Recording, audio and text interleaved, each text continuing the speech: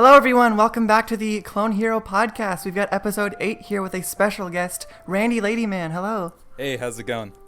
Randy, man, where have you been, dude? I've been away. That much is for sure. I've just been taking like a bit of a break. Like, I don't know, not really feeling it too much at the moment, kind of burnt out, honestly. But I have been like brainstorming some new ideas for potential streams in the future, so it's not a completely dead idea for me to come back. I'm just taking a bit of a break to recharge. That's the main deal. Yeah, burnout can be a really, really big issue. I find myself pushing to go as much as possible in my streams. It's like, you definitely need to take the steps to prevent that, because when you've got something cool going and you get totally burnt out on it, it just kind of ruins the magic of it, I guess, a little bit. Well, yeah, I mean, you stream regularly enough that I'm sure you feel the same deal with burnout, and like, I'm sure all the full-time streamers kind of feel it to an extent too. It's just like, I thought I could handle like a full-time streaming schedule, but the more I went along as time went along, because I've been like uploading regularly, like nearly daily videos, and about like 4 streams a week consistently for about like a year now. And I know there are people that can handle it, but as time went along, I figured out I'm not that kind of person. So that's understandable. I have a hard enough time trying to keep up, like posting my charts regularly on my YouTube channel, as well as keep up with the streams. I don't know how people like Jason and Alec do it, where they're putting out videos regularly on top of their very extreme streaming schedule. It's crazy. It's legit just got to be something you love to do, and they absolutely do love it. I love it as well. It's just like, you need to like be able to step back sometimes, because like streaming can be kind of overwhelming sometimes, especially when you're out of ideas. And whenever I'm in that position where I'm out of ideas, it can be kind of like hard to justify doing a stream when I'm just like stretching it so thin. And I prefer the idea of like having less content, but all the content being like straight up bangers, rather than like consistently releasing like subpar content and streams. Eventually, like, that's just gonna burn me out even more. So that's pretty much the entire gist of like why I've been taking a break. I just want to make sure whatever content I bring out in the future is stuff that I'm like feeling 100% on, stuff that I'm sure my audience is really gonna enjoy. And you know, just gotta recharge to make sure that shit doesn't become stale over time. Yeah, it's always an issue of trying to fight versus like quality over quantity, because like, I don't know, personally, a lot of the time it feels like me, it's like I gotta be putting out as much stuff as possible, and then I reel myself back. It's like, no, it's okay, let's just make sure the things we're putting out are good instead of as much as possible, because that's really what you want to aim for when you're creating content. Is you don't want to just you don't want to be constantly shotgunning things out. You want to take those precise shots and make sure that things are actually good. You probably feel this as well. It's like just easy to beat yourself up over stuff that really isn't that big of a deal to your audience. Like, you set ridiculously high standards for yourself to the point where it kind of just drains you.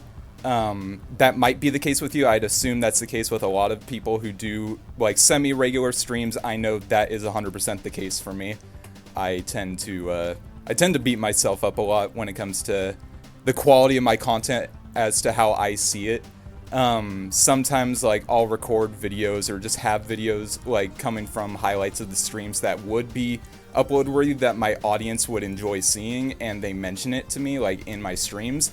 But when I think to it myself, I'm like, is this like, this comes off like too fillery? It's like I'm just repeating myself. It's just shit that everyone like kind of comes to expect, and that's fine.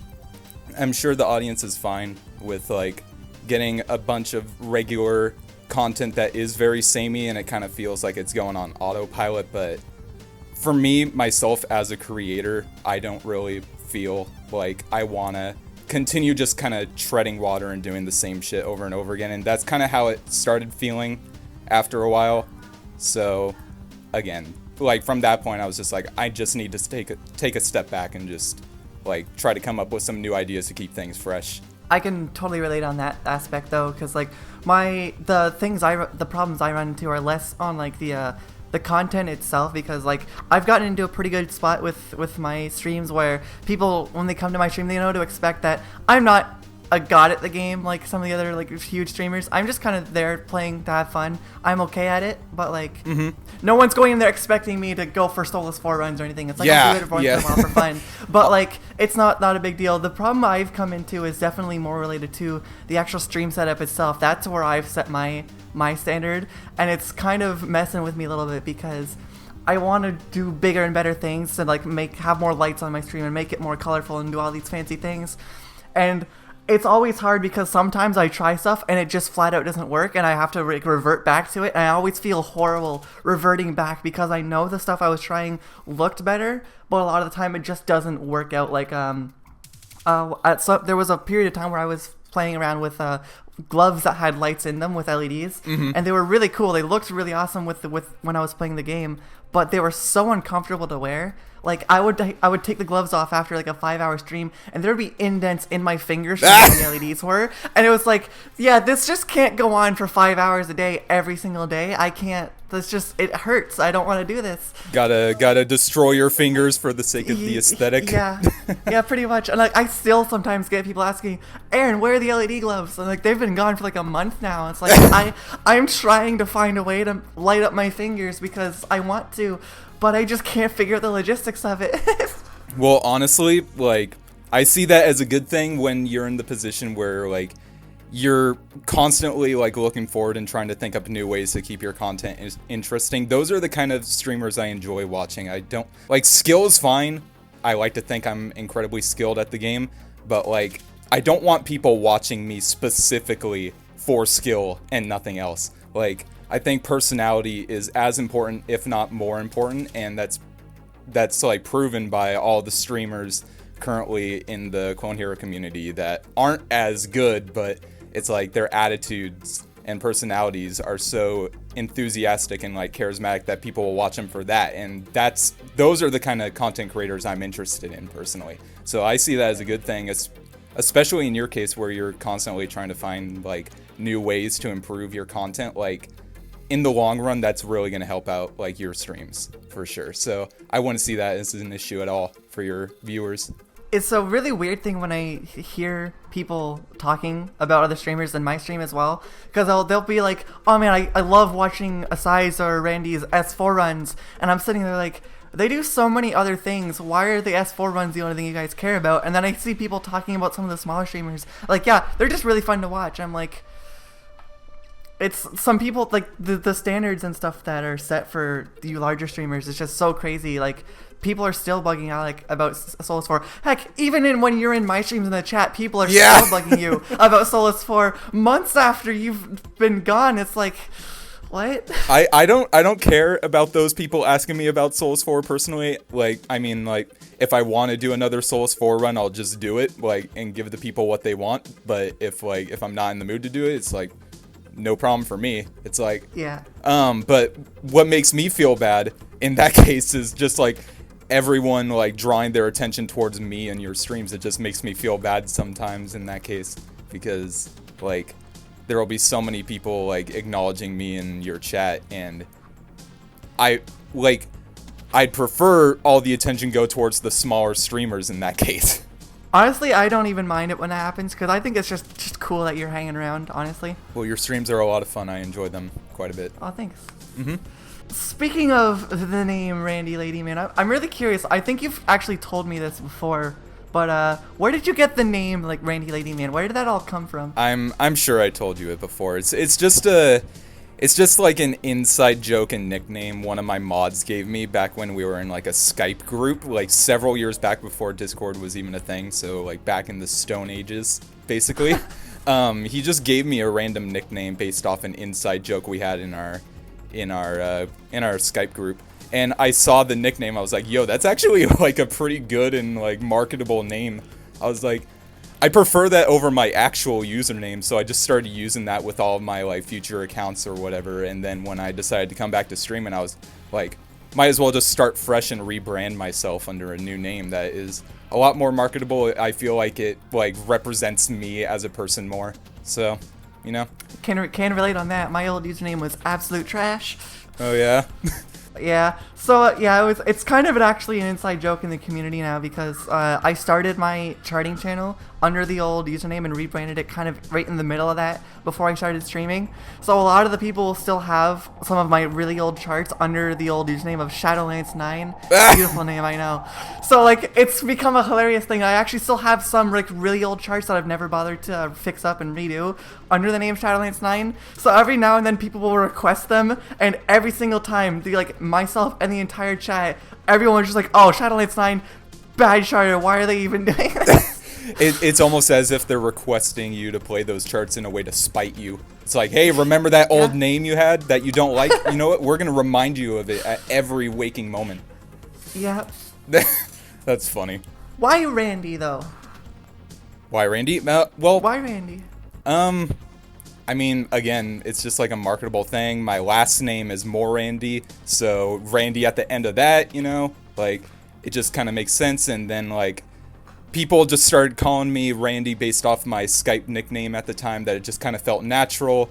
And compared to, like, my old username, it's like, again, just the marketability of it. It's just like, it's just an easy, simple name to, like, pass around to people. It's like, say if someone watched my video and they wanted to share it with someone, like, what are they gonna say? Like, hey, have you seen the last Mirandy V8 video? Like, that sounds fucking stupid right there. That's not marketable at all. It's like, but have you seen the most recent Randyladyman video? It's just like, oh, whoa, what's that name? That was like, just gotta make sure you have a name that like grabs people's attention in some way and it's catchy, you know. So it's easy to say too. It flows a lot better. Mm-hmm. There's no numbers to screw it up. I mean, I could have just like stuck to a name that sounds like it might as well be an Xbox Live gamer tag, but I mean, no one remembers the gamer tags of like all the people they see on Xbox Live anyway, so you got to make sure it's got to be memorable. And it's Randyladyman seems like a easy enough name to remember, or they could just call me Randy for short, and that's just a simple kind of tag, you know. Honestly, like, when I first found out that your name wasn't actually Randy, I was, like, completely baffled. Everyone ever always talked to me about Randy, and it was, like, it just seemed like a perfect fit. It's like, yeah, Randyladyman, that's Randy, that's what he does. And then I found out that it wasn't Randy, and, like, my mind was blown for a while. And I still can't actually, like, make up my mind when I'm talking to you in the streams. Like, I go back and forth. It's like, what the hell, brain, just accept it. That's funny. Everyone in the community basically everyone calls me Randy at this point, unless it's like the older people in the community that know me by my old username who are just calling me Vince. But like, so many people in the community call me Randy at this point that whenever one of them actually does call me Vince, it kind of weirds me out. I'm just like, oh, I'm not used I'm just used to my family calling me Vince at this point. It's like even my actual friends, like in real life, call me Randy as well, because I just feel like it's a better name kind of to go by. Just fits more after being used to it for so long. Yeah, I got so used to it that like I just respond better when people call me Randy in that case. Oh god, it was even more confusing when he first started coming into the streams, because I had a regular at that point. He was actually a mod too, whose name was also Randy. So anytime you were both in the chat, I'd start talking to you and you'd both respond to me, and I had no idea how to fix that. That's funny. Well, I mean, the worst part is neither of you guys' names were actually Randy. That was the funniest part about it. It's just such an easy, nice little name to call yourself by. Everyone's doing it. But I mean, if it's that inconvenient for you, you could just call me Vince. I really don't care that much. It's just a little thing. I guarantee you it's gonna fall back on that pattern of I'm gonna go back and forth because my brain won't decide which one. That's totally fine. All fine by me. So you're coming back soon, eh? Do you know anything about when that's happening, or is it still all in the preparation stages? I still am kind of in the preparation stages. Like, I'm coming back with something completely different. I'm actually going to come back with drum customs. I actually bought a little cheap electronic drum kit, and I've been playing some custom songs on Phase Shift. Like, I mainly bought the kit just to learn drums, because drums have always been an interest for me. But, like, then the more I thought about it, I was like, you know, I could actually apply this for streaming as well. And it's like, drum customs are so much fun. They kind of, like, it could bring back a bit of inspiration for me. But I'm still kind of in the preparation stages at the moment because, you know, they're loud. I'm on the second floor of my house, so the people below me, like, probably don't appreciate the noise that much. There are some workarounds that I need to think about, but I pretty much got a general idea of what I need to do to make it happen. So, drum customs will pretty much be what I'm going for.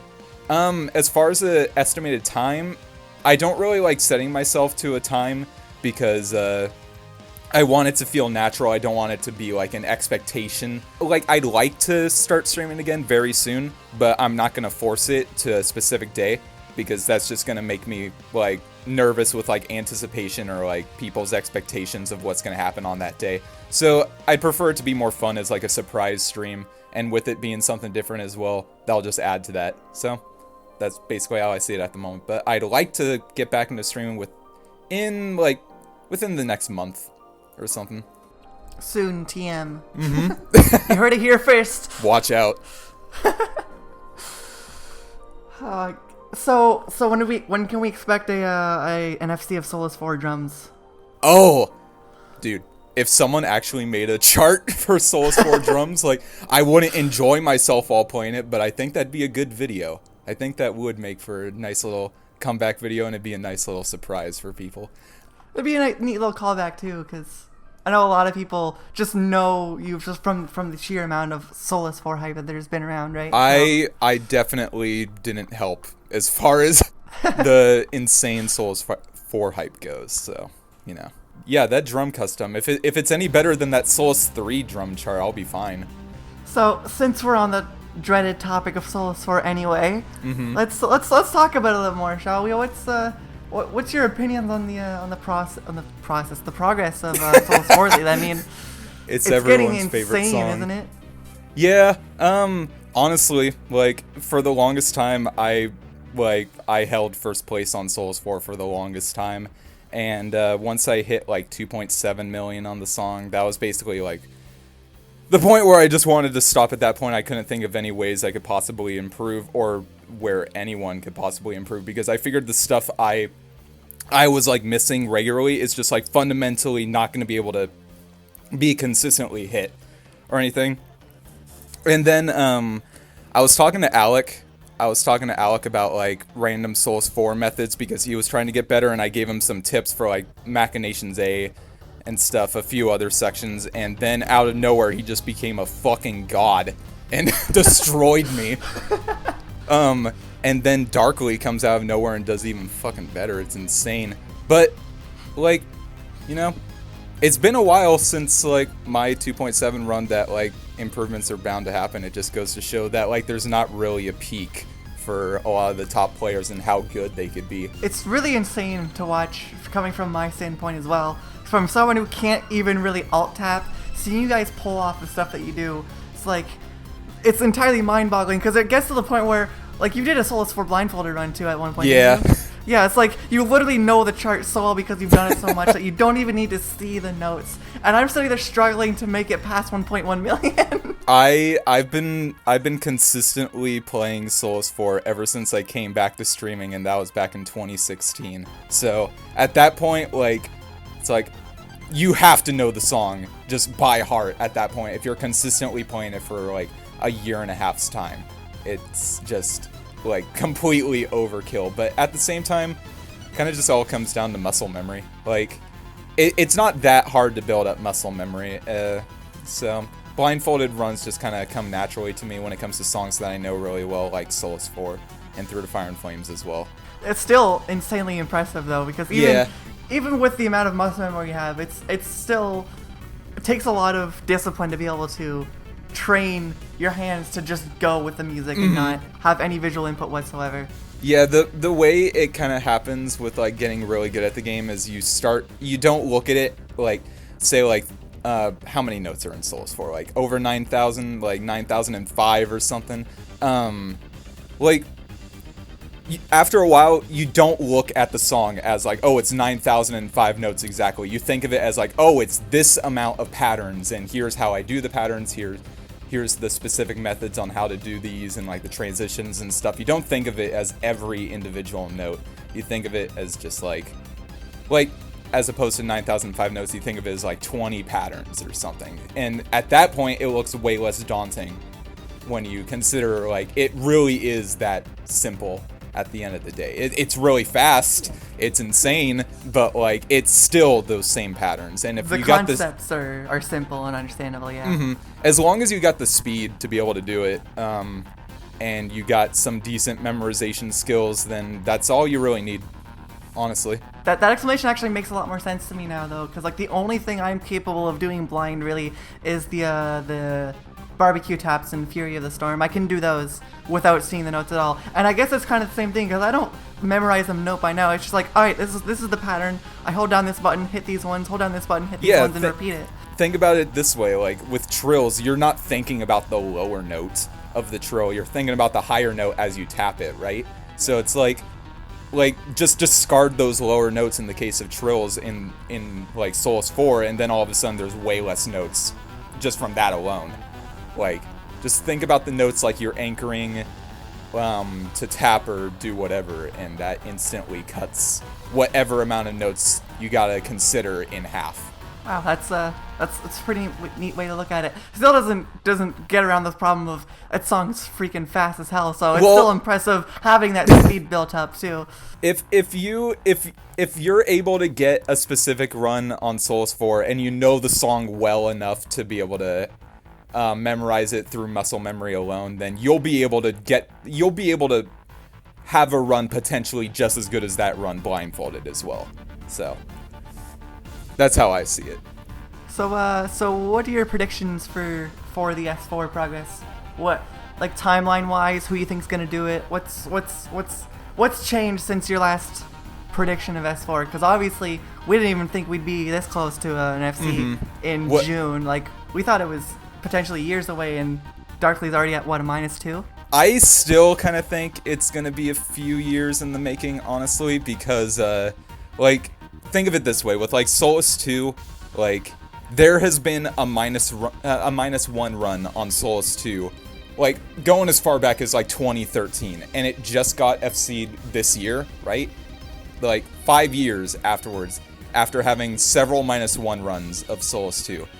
And translate that, like, so Murderous, the Murderous solo in Soulless 2, that's the hardest part of the song, by far. That's at the very end of the song. Once you hit that, the only thing you have to worry about is the outro chords at that point. With Soulless 4, the hardest part is the transition from Stepping B to Breaker solo. Then, like, that's hard enough to do as is. It's hard enough to FC up to that point. Let's assume you had an FC past Breaker solo.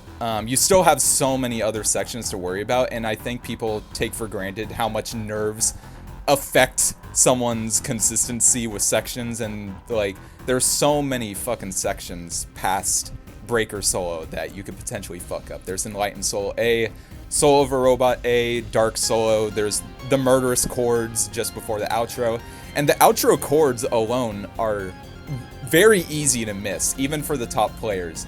It's like there will still be runs from Darkly and Alec, despite how good they are, where they will just miss the outro chords.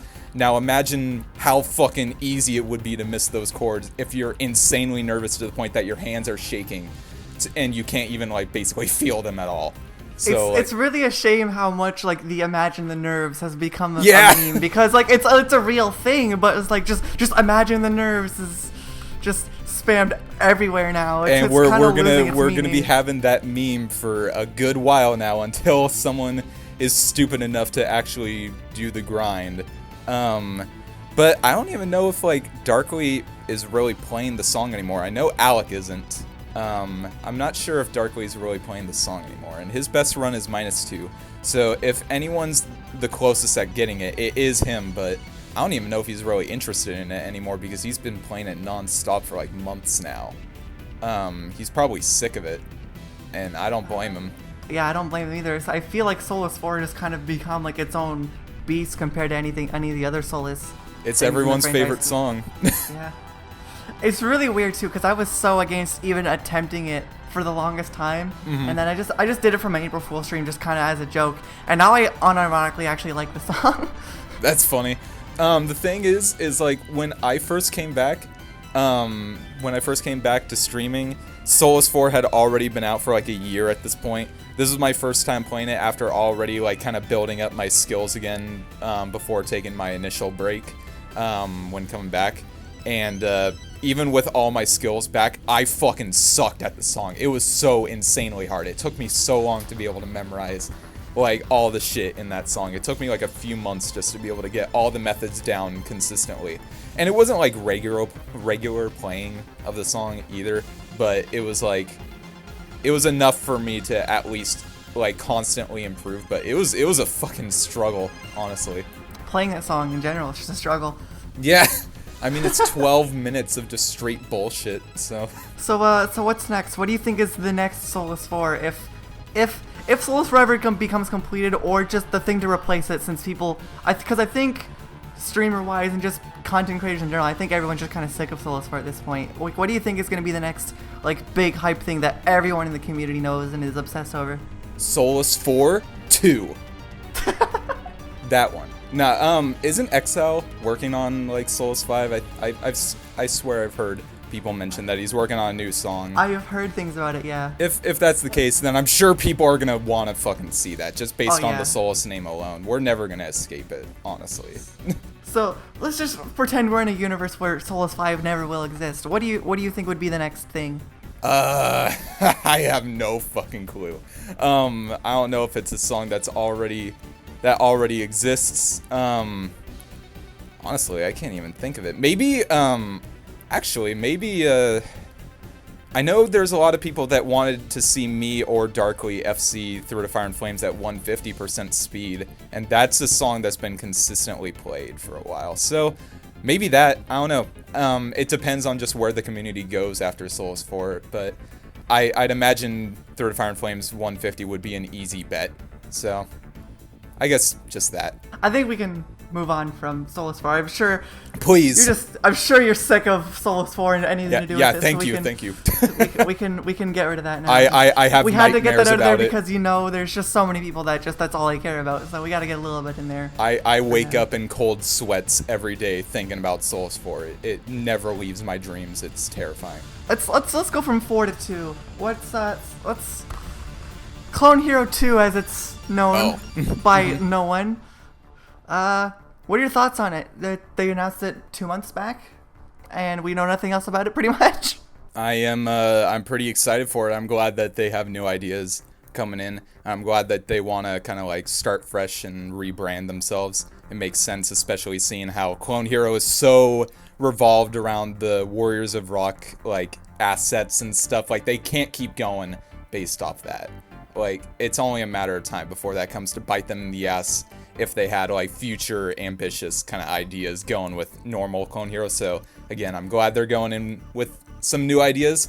I guess the most vital things, obviously, are drums and online, but I know they already mentioned that.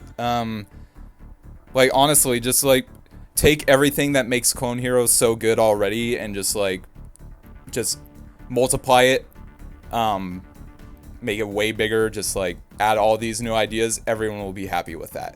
And even if they bring in like these new custom assets that aren't even related to Guitar Hero or Rock Band at all, like honestly, like we've seen enough Guitar Hero and Rock Band games already. I think we're due for a bit of a change, and I'm definitely excited for it. New graphics. For sure. As long as it doesn't look like Phase Shift, I think we'll be fine. Yeah, Phase Shift kind of. At least they have themes. At least there's that. But yeah, the custom. Well, not the custom. The default Phase Shift like theme is just one of the most ugly aesthetics I've ever seen in a rhythm game. But I mean, a lot of the ideas they brought in Phase Shift are fundamentally really good ideas. So, like, I don't know, I could see them improve over time as well. Speaking of Phase Shift, they're back too. Yeah, I know, that's why I brought that up. It's pretty funny on the timing on that too. It's like, we've got Clone Hero 2 happening at the same time Phase Shift is coming back.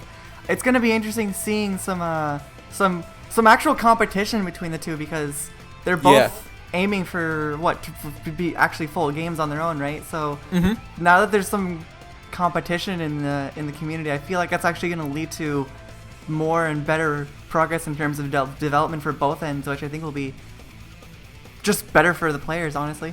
Yeah, honestly, like, I think the best thing that the community could have, and just like any gaming communities in general can have, is like options. Like, have things that like are somewhat different from the other to at least give people like, so it doesn't feel like so monotonous where it's like, the last thing I want is for like this upcoming Phase Shift game and this upcoming Clone Hero game, the last thing I want is for both of them to basically feel exactly the same. I want them to feel different in their own ways. Like, both of them like just play to a different set of strengths or something that makes it stand out from each other. Because like, back when Guitar Hero and Rock Band were directly competing with each other, back in like 2009 or something, like, or just in general when Rock Band first came out, like, Rock Band felt like such a new and different thing, and that's what made it exciting, is that like, compared to the Guitar Hero games that came before it, it's like everything is updated, and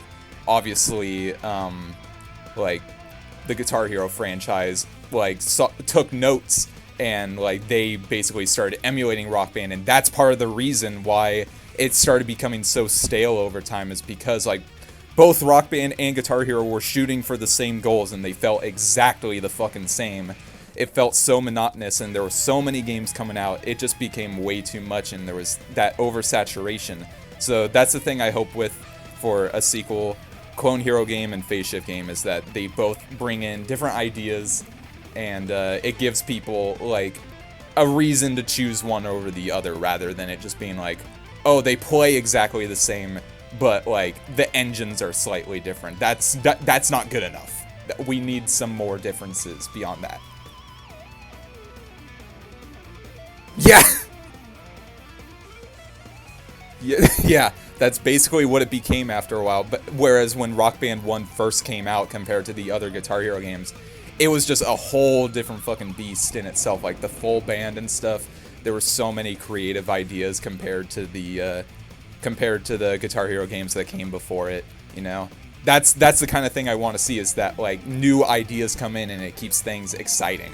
Speaking of new ideas, what do you think the potential different directions they could be going are? Like, what predictions do you have?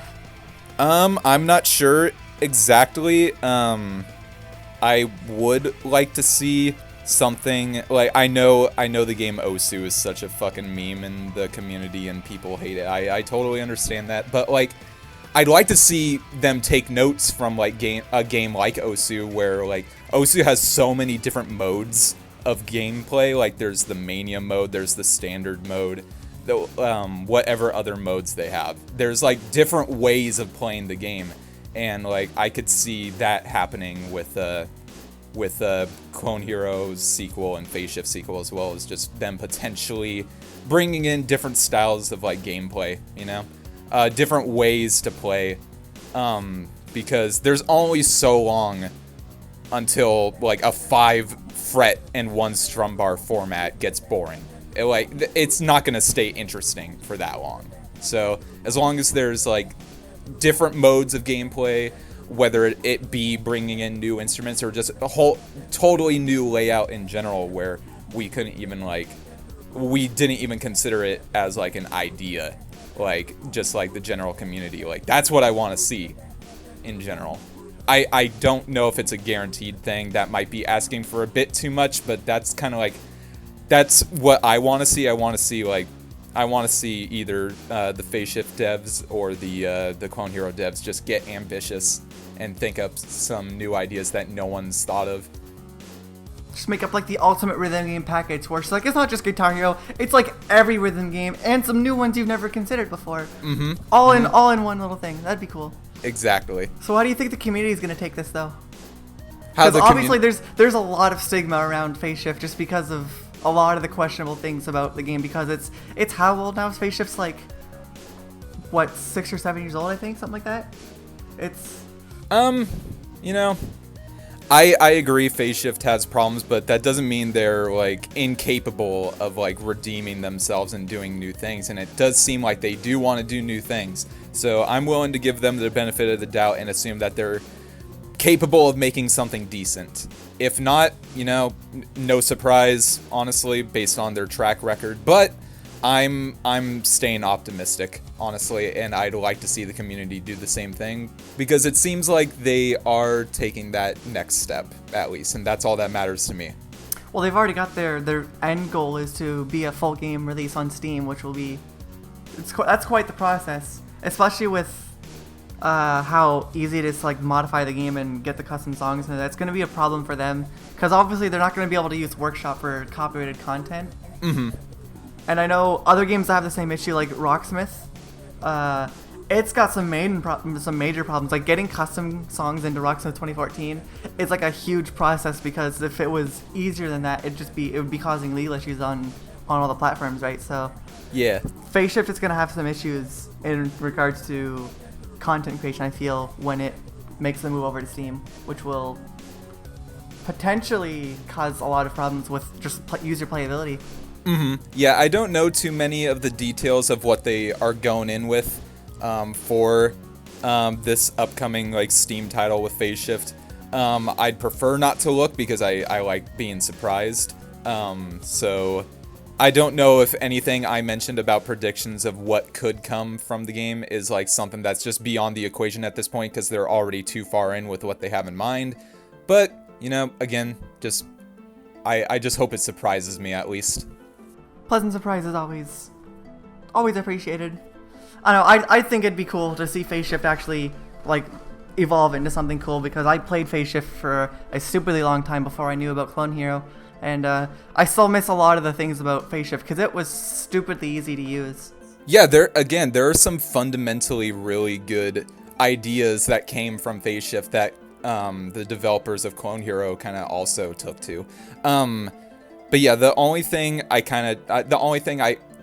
really ask for an upcoming Phase Shift game is that it doesn't just feel like there is no evolution whatsoever. It just feels like another Guitar Hero or Rock Band based kind of game or something.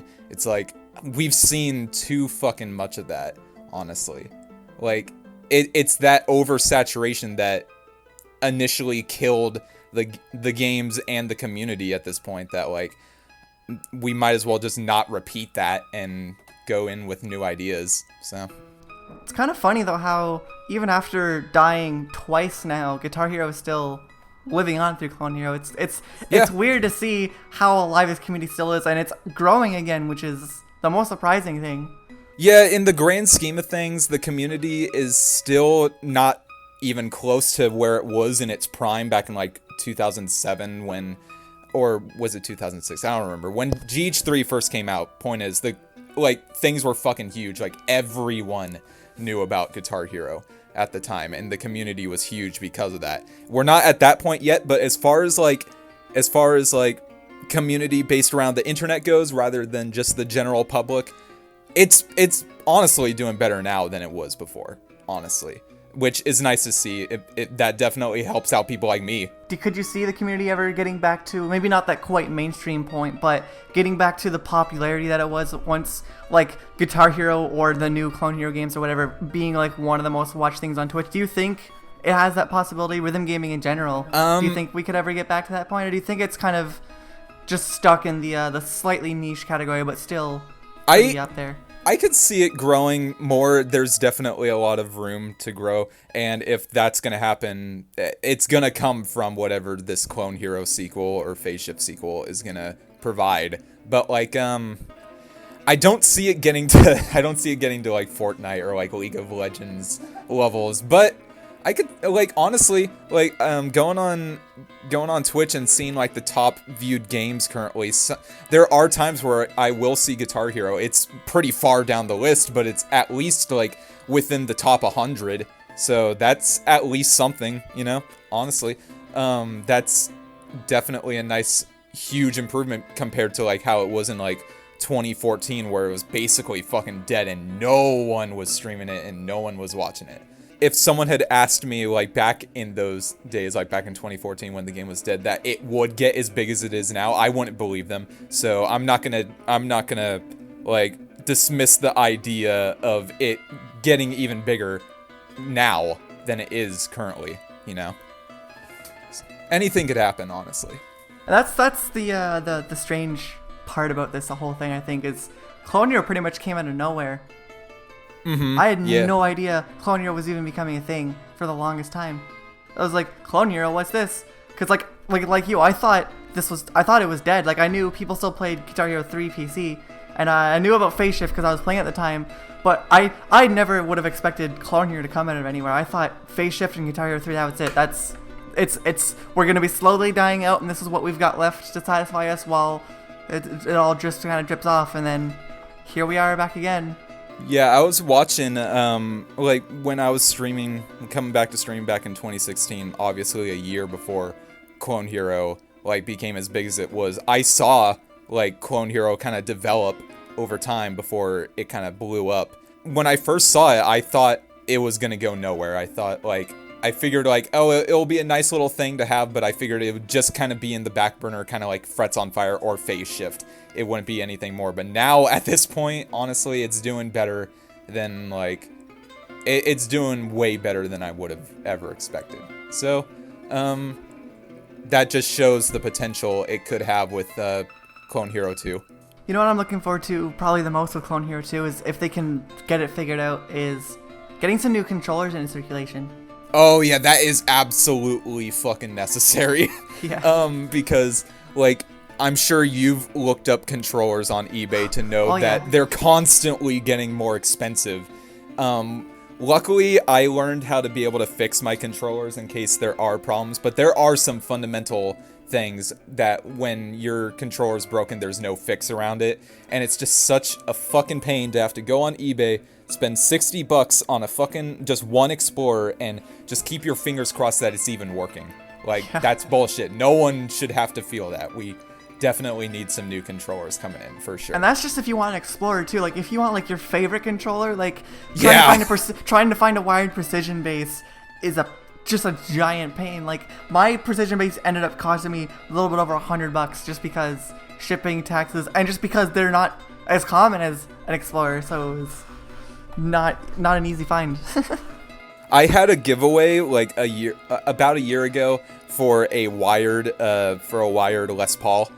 This was when I think I hit 10,000 followers on Twitch at this point. It was late last year when I did it. Like, I'm not the one who did the spending for the wired Les Paul. It was actually one of my top donators, Friendly Dad, who did that. But that fucking Les Paul alone was $150 fucking dollars. Fuck that. That is absolutely ridiculous. Holy shit. Like, could you imagine, like, with how frequently people's controllers are breaking, having to spend that kind of money on a regular basis just to be even able to play the game? There is such a high demand for controllers that, like, you'd have to be stupid to not get, like, some kind of controller, down the line in the future. I'm looking forward to seeing what they do with the new controllers if it becomes a thing, because there's so many options they can go down. Because I don't think they'll be able to just recreate any of the official the guitars, because I feel like that's probably a thing under Activision, right? They're not going to be able to just get Mad Cats to recreate. I don't know how far they're going to be able to go. Yeah, I don't know if they're going to be able to go with the green to orange fret format. Don't know if they're going to be able to have the whammy bar. If they're even going to be able to, like, use, like, Star Power, like, use the name Star Power, or even the idea of Star Power as a thing they can implement in the future game. I don't know how much of this shit Activision has a tight hold on, so.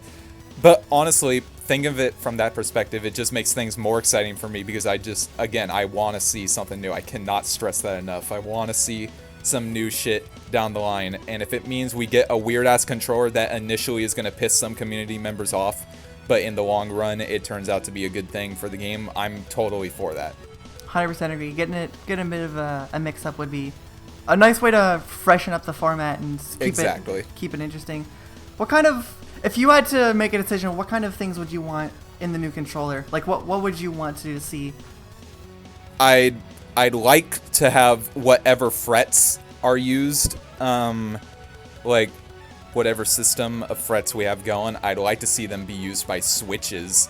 Yes. So like yeah, something like that. That way it's easily replaceable in case, like, your frets are starting to fuck up. You know, just like buy some new switches to replace. So sick of the silicon pads in my precision base. Yeah, like, I mean, like, the strum bars of Guitar Hero controllers use switches, and those are easily replaceable. So if you have a strum bar that's fucked up, you could just, like, open up your guitar, replace the switches, put it all back together, and then your strum bar's working fine again. We need something like that for the frets as well. That's one thing I'd like to see. As far as, like, a general, like, format of the controller, honestly, I have no idea.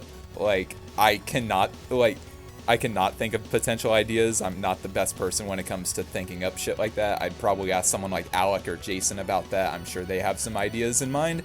As far as me, though, not really too much of a thought.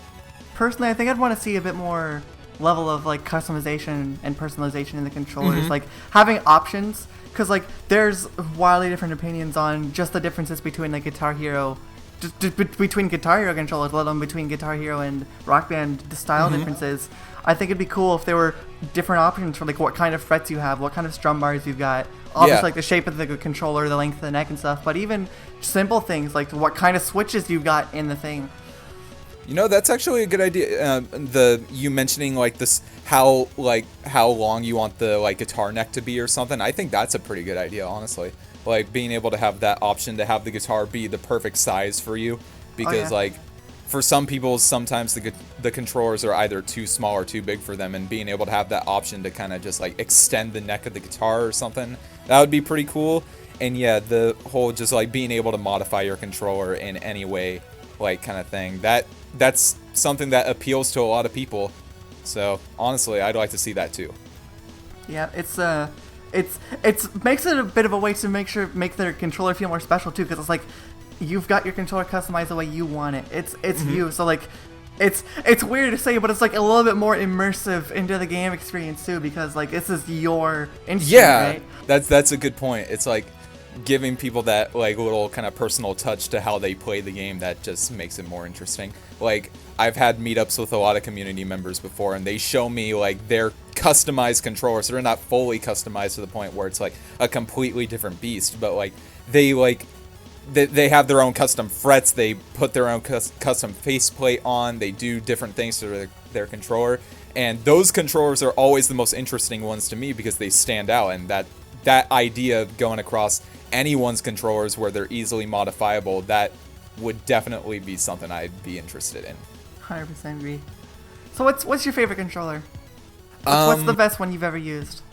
The best one in terms of like just playing and like getting like the most out of the guitar with how many notes I could hit at whatever speeds, Explorers for sure. But my favorite controller to play on has always been the Guitar Hero 5 controller. I just love how like sturdy the controller is, how big it feels, because I'm incredibly tall. That Explorer is way too fucking small on me. I'm 6'5". That Explorer is a fucking like Fisher-Price toy in comparison to like a GH5 guitar. GH5 guitars actually feel comfortable for me, and I like how the select button is so easily accessible with the palm of my hand. I just like how far you need to travel to be able to tap. Just all that stuff, and the whammy bar is nice, big, and very responsive. It just feels satisfying. The strum bar is really nice and long. It's got a nice grip to it too. Just overall, that guitar is easily my favorite. It's kind of funny that you mentioned the Explorer being tiny though, because I am nowhere near as tall as you. I am very small, and even for me, the Explorer is tiny after being used to playing with the precision bass, because my precision bass is almost as long as my actual Stratocaster. So playing with the Explorer, it's like you're holding it. It's like your hands are just like too close together to be comfortable whatsoever. Like I feel like my elbows are going outwards when I'm playing to be able to hold the controller properly. The problem for me with the Explorer is I just feel like it's gonna slip off me at any fucking second because it's so light compared to like just me in general that I feel like I'm just gonna let go of it by accident or something. Like there's no grip to it. Just gonna strum it too hard by accident, and it's just gonna like fall out of your lap. It's gonna fly across the room. But like that and just like the shape of it in general is just an uncomfortable guitar for me to hold. But as far as like getting the most out of the frets, like the frets on an Explorer feels amazing, and so does the strum bar. It's like the best strum bar as far as like getting like rake strumming goes. Like you can't do that as easily on a GH5 guitar. But as far as just like the guitar itself and the overall build and how it feels, like by far the GH5 guitar is the best. And then there are like the Rock Band guitars as well. They feel pretty good as well.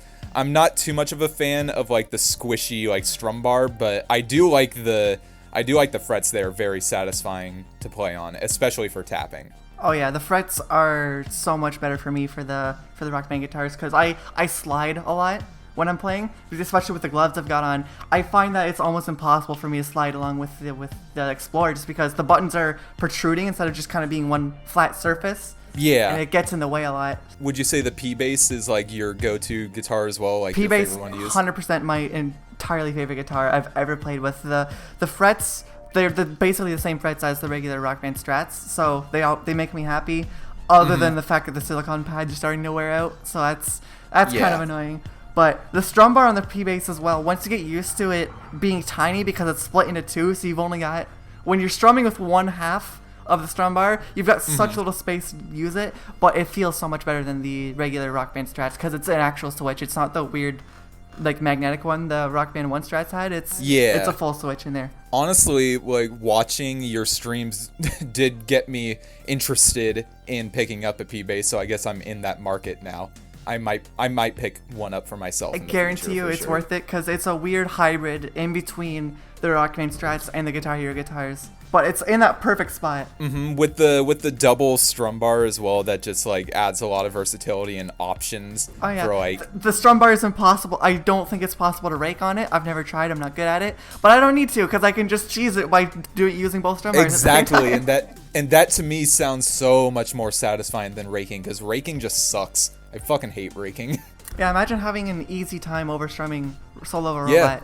You know, that would be another potential option that would be pretty cool for a future controller down the line as well, is having like a two kind of strum bar kind of setup just like the P-Bass or something. Maybe have it be a bit longer, like maybe have it be like imagine like the size of like a GH5 strum bar, like how long that is, and then slicing that in half. That would be like the perfect like kind of strum bar for me. I'd like to see something like that for sure. I'm imagining it with the different kind of types of strum bars too, because that's actually one of the things I dislike about the Explorer as well, is the shape of the strum bar. It's just like a triangle. It's so hard to keep my grip on that thing.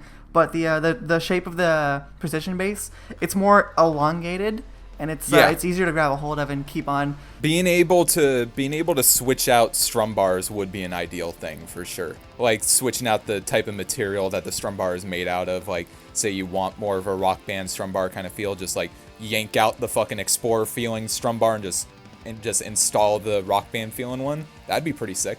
That'd be cool. This is obviously me being biased, but you know, if I could like get some custom lighting in my custom guitar, that'd be a 10 out of 10.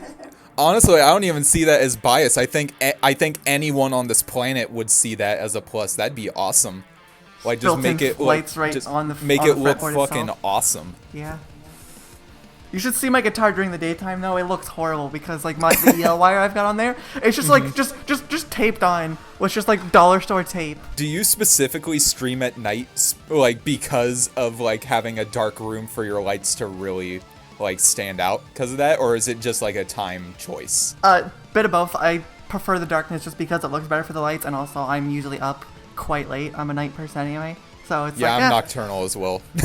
Yeah, so it just a lot of things just kind of coincidentally works together to make the perfect environment for the lights. Like honestly, there are so many fucking options for like for a nice controller going in the future. It's just like the main thing is like I want that customization like to be an option. That's like the main thing, because like letting people have that kind of like personal feel to their controllers to make it stand out for them, like that just makes it so much better with how many Guitar Hero controllers there are with different feels and Rock Band controllers. Like it's nice to have those options, but it would be a lot nicer for you to be able to put those options within one controller so you're not limiting yourself in any way, and you could just have like the ultimate controller. Again, that might be asking for a bit too much, but that's what I like, the idealistic side of me would like to see. You'd be surprised though, because like we are 10 years ahead in terms of manufacturing and stuff.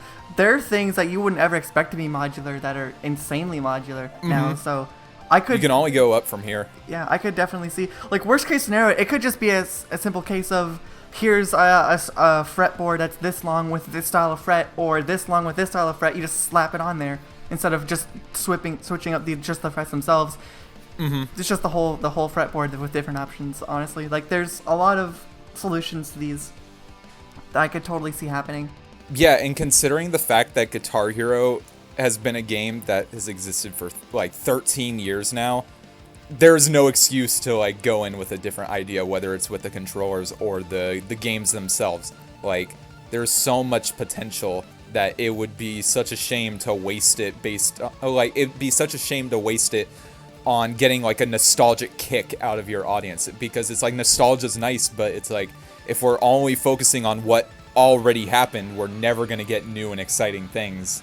And I like applying that concept to pretty much anything, and I want to see that be applied to like whatever games come out in the future.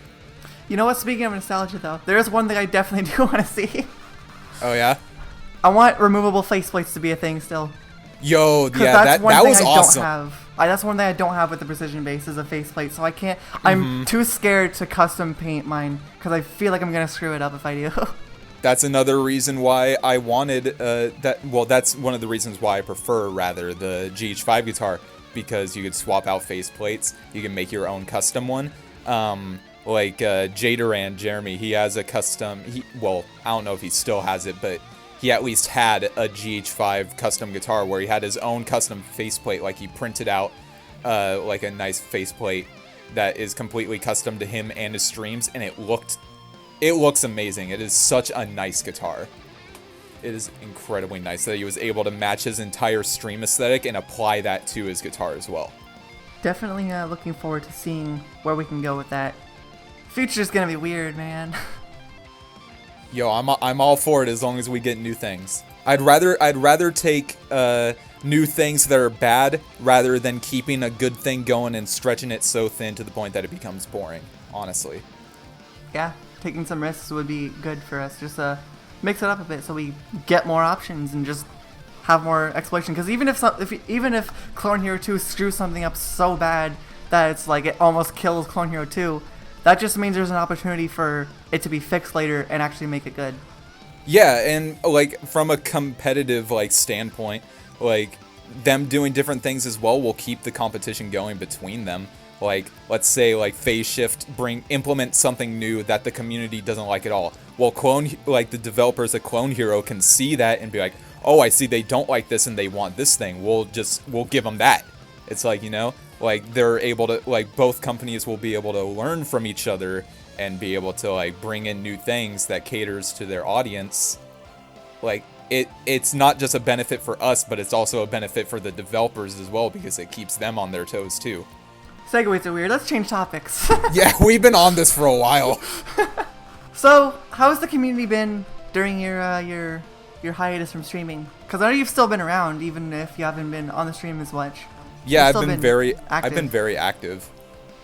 But yeah, as far as it like changing, I don't think there was like too significant of a change since I stopped streaming. But I do like that personality-driven Clone Hero streamers is kind of like the standard. I prefer that like you prioritize personality over skill, because that makes you interesting. Like there's only so long until like watching someone play notes really fast becomes really fucking boring. With personality driven streamers, it's like the uniqueness of their stream comes from them, not the game. I think that's the priority of streamers, is you need to focus on what makes you interesting rather than like, oh, I could play this game really good, or like just whatever like kind of shit revolving around the game itself goes. Like you need to prioritize yourself over the game to, like, in my opinion, to become more successful as a streamer. And I'm glad that's kind of like that's the mindset that pretty much every streamer has at this point, at least a majority of them. That's the main thing. So like personality driven streamers there's more of them now than when I was initially playing before my hiatus. Definitely. But it's part of it because that's like where the community is going, but also you and Alec, and like you, Alec, Jason, UCog, Darkly, you guys kind of have a monopoly on the the extreme skill level. Like, there's not a lot of people that are higher than you guys. Like, it's if someone tries to stream just to be really good at slapping plastic guitars, it's like they've got a lot of really intense competition, so it's almost impossible to break into that level. So like every new Guitar Hero streamer now is almost forced to go into that category of, hey, this is for me, not because the notes are coming fast. Well, think of it this way. Like, let's say you're streaming and you got like a lot of skill, but you're not really prioritizing yourself on personality. Like, think of it this way. Like, why would someone watch you when there's already plenty of other incredibly skilled GH players? Like, what makes you stand out? I know that appeals to the hardcore side of the community, and I have a lot of crossover people who are very interested in my skill, but that's not exactly what I'm fully interested in. Again, like I said earlier, I'd prefer people watch me for my personality over my skill, but I try to tend to balance skill and personality together. And that's what I'd like to think has worked out for me really well, and that's what my audience likes to see from me, I'd like to think. Yeah, you definitely want them to be there for you rather than just because Guitar Hero. Because Guitar Hero can only last so long, right? So you want them to be sticking around for you, because if you want to move on to another game, if people are only there because you're really good at slapping plastic buttons and you want to go like, oh, I want to go play this game for a while now, your audience just isn't going to stick around because you're not slapping plastic buttons. That's a good point. You know, it doesn't really give you that much versatility as a streamer. And like back to the topic of like having a unique kind of like aspect to your streams, like that, like those are my favorite kind of streamers to watch. That's why I like initially loved watching your streams when I first found you, because like your streams really stand out in comparison to a lot of others, and like the amount of effort you put into your overall aesthetic, and you got the personality to back it up as well to keep things interesting. Like honestly, like that is a fuck ton of effort that I do not have the willpower in myself to be able to do. So I gotta give you props for that. Oh, thanks. It's kind of a funny mindset when I go into it, because it's become a regular stance in my streams of the LEDs are kind of there for the aesthetic as well as to distract you from how bad I am at the game. But also, you're fine. You're totally fine. But like the thing that a lot of people have started saying is, come for the LEDs, stay for the Aren, because a lot of people like that's the whole point of the LEDs is they grab attention. The lights, they're there to distract you for a while, and then people that stick around, they see how fun it can be just to be around and have fun. It's a nice little bait and switch. Yeah. Yeah, honestly, like that, like just like how I want to see like these upcoming Clone Hero and Phase Shift games, whatever they're gonna be, is like talking about how I want to see them do different things as well. I want the community and streamers to do different things as well, because that keeps it interesting. Is like, again, like you said, if you're more prioritized on just your overall skill, that doesn't really give you much leeway to be able to do different things. Your audience isn't really going to take to it as well if you didn't give them a reason to stick around for like you as a person. If they're only sticking around for just the game, like that is not going to help you out at all in the long run. And all the like basically a majority of the current like streamers that have a consistent viewer base is aware of that, and I'm glad to see that. You know what I think I'd like to see in the future with one of the new games once we get like full band support? I think it'd be really cool to actually have like a half legitimate like full-on gig with a full band all playing in the same area, the game, but they're just all shredding on plastic instruments. Like a full band performance live stream instead of everyone just kind of connecting online. Just them all in the same room. That'd be very cool. Yeah. Like it'd be like a level of collaboration streaming just like taken to the next level. There's like so many people like all taking together towards one stream. Yeah. That would be so fucking exciting. Like, could you imagine if like, say like Alec, Jason, and George all did a collaborative stream together where they did full band or something? Like, I'm sure. No, imagine this: Alec, Jason, George, and you. All right, we've got who do you think is the best singer out of the group? I'm definitely out on that one. Well, you're the drummer, right? So I'd say, okay, yeah, sure. I'd say Jason should be the singer. I think he's got the personality. and he's got some fucking pipes. Okay. Jason's the front man of the group. All right, we've got you in the back with the drums. Then it's a matter of George and Alec fighting to the death as to who gets the guitar spot, because no one wants to take the bass spot, but one of them has to. I know I'm not taking the bass spot. They gotta do an ultimate shred battle to see who gets the guitar. Yeah, that'll be the first part of the stream, is they do a guitar battle together, and who loses has to go to bass.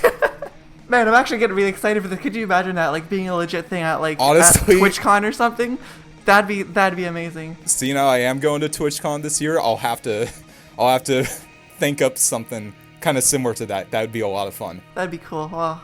I can't think of a single thing that would drive more hype in this community than seeing the big four all together under one performance. That would be... I think the community would just, like, lose their mind over that. Just thinking about it makes me want to do it, actually. That sounds like so much fun.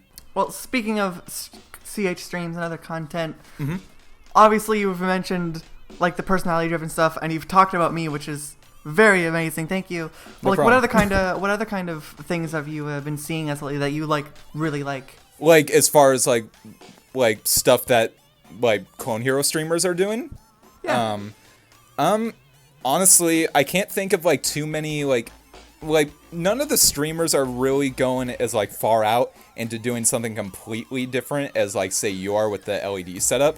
But, like, honestly, what I like about them is that they all have different personalities, and they're playing to their strengths of their personalities. And honestly, that's all you kind of need, like, to become a successful streamer. Like, as long as you prioritize, that you want people to watch you because it's you, like, that's a good mindset to go in for streaming.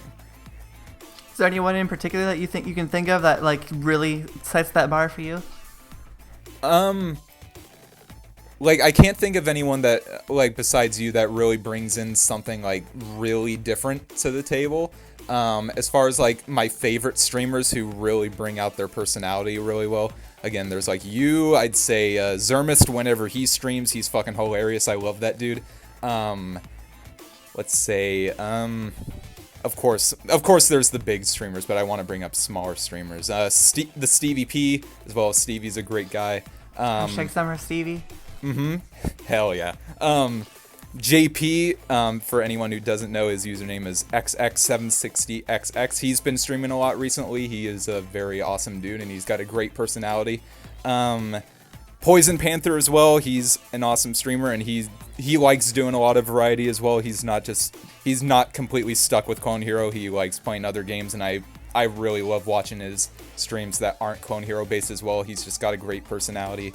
Can't really think of any, like, other smaller ones. I'm sorry to those people that I'm forgetting at the moment.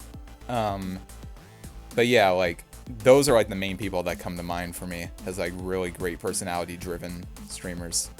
Oh, Shadowfex as well. That's another one. Okay. I was almost about to blue ball him. Thank God. Okay, he's safe. But yeah, him as well. He's a great guy. We can live another day. He's not holding us hostage. He's my favorite lumberjack CH streamer. But yeah, that's all that comes to mind, honestly. Again, sorry to anyone else that I might have forgotten. We love you all. Just saying. Yeah, I love all of you. In a weird way too. Like, you should see some of the things he says behind the scenes. Oh. That's confidential information, okay? Speaking of weird stuff behind the scenes, here's a weird question that you weren't expecting. Okay. This has nothing to do with Clone Hero. I just felt like asking it because... Okay. It's typical Reddit stuff. Actually, no, you knew about this question, but not some of the other ones. Would you rather fight a 100 duck-sized horses or one horse-sized duck? I actually forgot about this question. You know, the proportions are kind of off in that case. So what is it? Like 100 duck-sized horses? Yep. Versus one duck-sized... Okay, the proportions are really off already. Because, like, 100 duck-sized horses, that's way bigger in general than just one duck-sized horse. That's like 5 horses, 5 horse-sized fucking proportion sizes going on there. All right, so that's sure, like let's even them out then. We'll say 5 horse-sized ducks. Okay, if it was then I'd go with that. If we were going with the original question of like 100 duck-sized horses, I would not choose that. I'd go with the I'd go with the horse-sized duck because, like, I'm big. I could fucking tackle that motherfucker. I'll be fine. It's just one-on-one. It's fair. If it's 100 fucking duck-sized horses, they could, like, get strategic. They could, like, sneak up on me, you know? I can't handle all of that. That's way too much. I've never considered a giant mob of 100 duck-sized horses to be sneaky, honestly.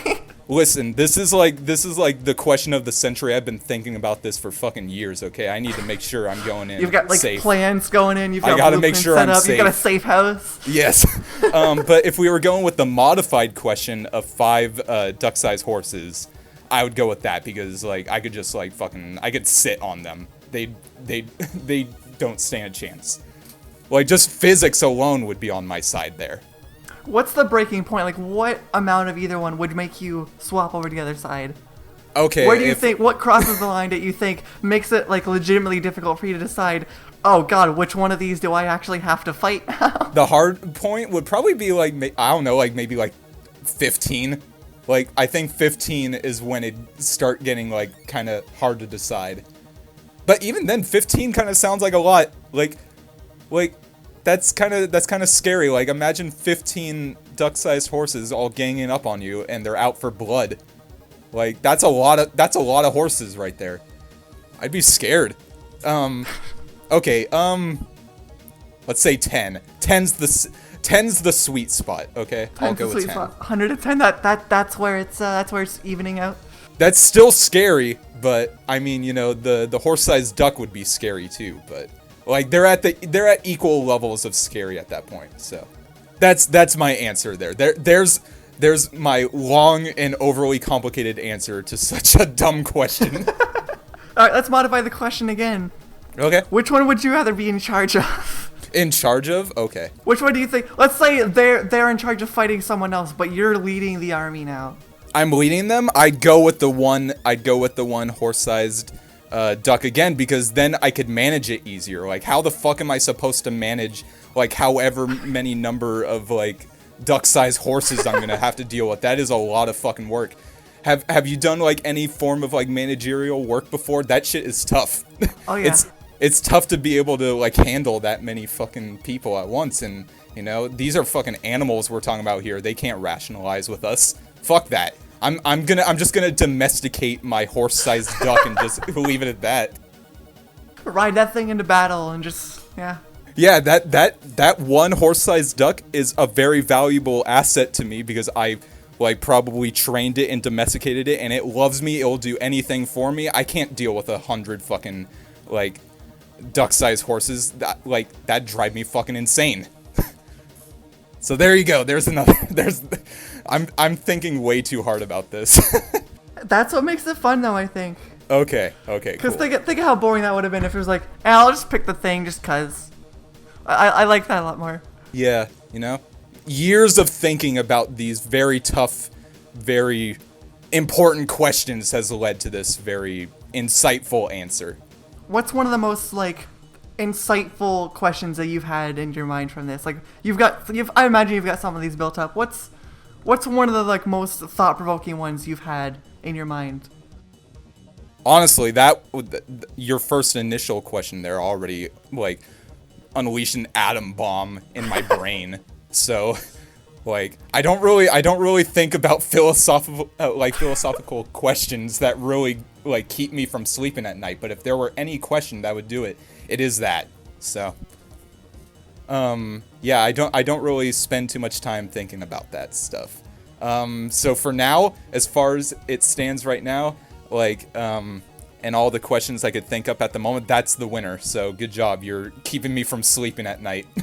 Clone Hero Battle Royale. Who are you betting on? Oh my god! That's even worse. Clone Hero Battle Royale. Holy shit. Who are we all gonna bring in there? Who are you betting on the victor? Depends on what the challenge is in that case. Is it just a matter of skill, or is it like I Guitar Hero 3 Guitar Boss Battle mode? Oh, okay, that sounds fun. Okay, that at least then it's not like a monopolization on who's the best player. Like at least at that point there's at least a somewhat of a level of luck involved to where it's kind of fair for everyone. But even then I can't really think of a very I can't think of a well thought out answer. Actually, if anyone comes to mind, it's got to be someone who's like who's really thought out their strategies and like what powers they have, you know, to go against their opponent. Maybe this is a random one. It's a obscure person, but maybe my friend Matt Nuno VH. I think that's his name. Let me check on YouTube real quick. I want to make sure I'm not fucking this up. Yep, his YouTube channel is Nuno VH. He asks, like, he comes up with some of the dumbest requests, and one of the requests he asked me included trying to get an FC on the guitar battle with Lou. So if anyone has thought about how they'd be able to perfectly optimize like that kind of battle scenario, it's him. So I'm putting my money on him. All right. How do you think this would go down? Would it just be like a tournament style of 1v1s, or do you think it would work better where there's just 100 people all battling at the same time? Holy shit! I don't even know how the fuck you'd even be able to make that work out within like an online format. Like, would it be 100 fretboards going on the same screen? I would imagine it would be like the Guitar Hero Live format where you just see yours when there's enough people. And all okay, the other and then there's like a list of names. Yeah. Okay. I'd say that'd be the smarter choice in that case. I'd prefer it be 100 people going at it at each other, but and plus it'd be fun in that case because everyone would be fucking afraid of each other, you know. They don't have to worry about taking one person on at a time. They have to think about all the other 99 people that are probably all in it together against you. You don't know what they're doing. Being able to target where your attacks go to, so like everyone purposely targets like you, Alec, Jason, just to get them out of the way early because they know they're like super big threats.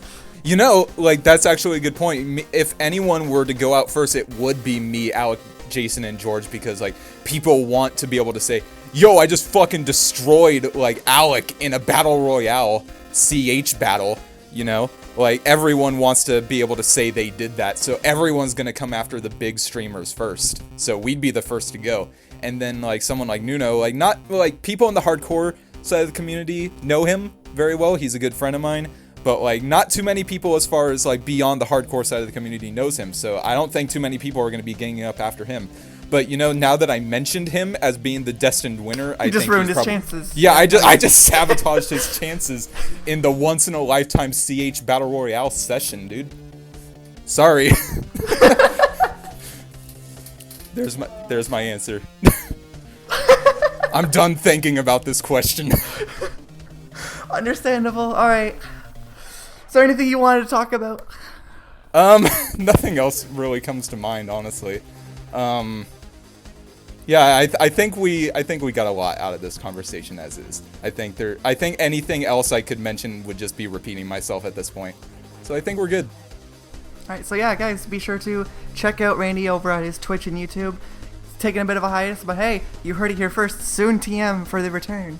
If there's anything I could add, it'll just be me repeating that there is more to come, and I love my audience, and I'm very grateful for them.